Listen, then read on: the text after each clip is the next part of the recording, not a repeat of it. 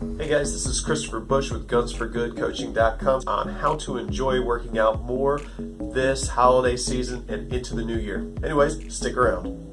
And if you guys want to stay up to date with the latest health tips and how-tos, subscribe to our channel today by hitting the bell in the right-hand corner.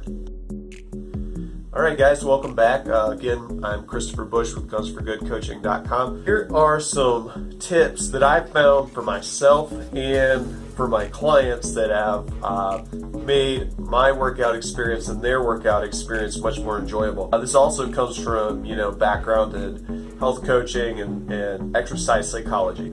This stuff is proven to work and it will work for you. The first tip I'm going to give you is do things that you enjoy.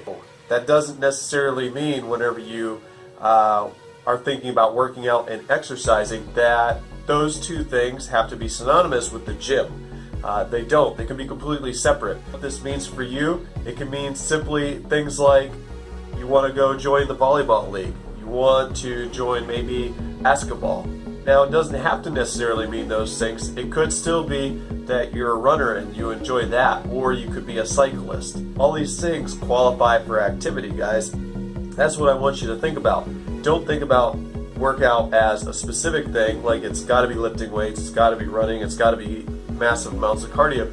Think about it as organized activity. My challenge for you on this one is to, going forward in this new year, set aside maybe some time each week to organize some of those activities. So I know you guys are wanting to get started and you're wanting to get moving this new year or during the holiday season. Maybe you feel guilty for how you've been eating. It doesn't matter. Key thing I can tell you, one of the fastest ways to sabotage actually moving forward and enjoying your exercise is to exercise too much, too soon. Keys here are limiting the amount of time that you're actually going to spend doing these activities and sticking to that. I know that sometimes I'll develop a new plan and they've got these audacious goals and they're really going after it, but that's not realistic for their life. Doing too much too soon, whenever it's not realistic for you, the only thing that's going to end up happening is going to start getting in the way of your life. And once it gets in the way of your life and your everyday life, the things that you enjoy doing outside of working out, it's going to be something that you loathe. That is something that's going to greatly impact how much you enjoy it. Doing too much too soon is a bad idea. Keep it in check, guys, and that is tip number 2. Okay guys, so let's talk about getting social, okay? That is the next one that we want to discuss. It's gonna have a big impact on your ability to enjoy what you're doing this season. Everything's more fun together. A lot of the reasons we start doing things like drinking alcohol, coffee, smoking cigarettes, things that we necessarily don't enjoy when we first pick them up, is because of the social aspect. Get social. Enjoy the people that you're spending time with. Make sure to reach out to people that are in the gym and try to get, familiar with those people.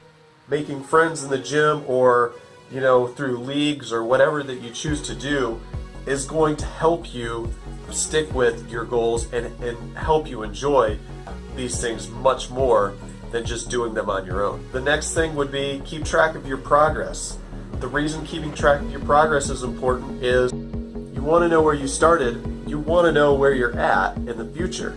That knowing those two things can be very motivating for the person that's getting active and getting involved. Alright guys, another one, educating yourself. Taking the time to educate yourself has shown in studies to actually have a profound impact on your enjoyment in exercise. They say in the science community that whenever you attach new terminology with a new action, you're much more likely to stick to it. It actually has been statistically shown that it becomes more of who you are and you identify with it. And so the more that you identify with it, it becomes something that is innately you. And the things that we do that are innately us are typically things that we call habits. And anything that is a habit takes a lot less self-control than things that aren't habits. And the more things that you have on your side that aren't self-controlled, the more successful you're going to be. Okay guys, I hope you enjoyed the video. I hope you learned something today. Yeah, if you have any questions, Christopher Bush at Gunsforgoodcoaching.com. Check our website out and see what you think. You guys have a great day.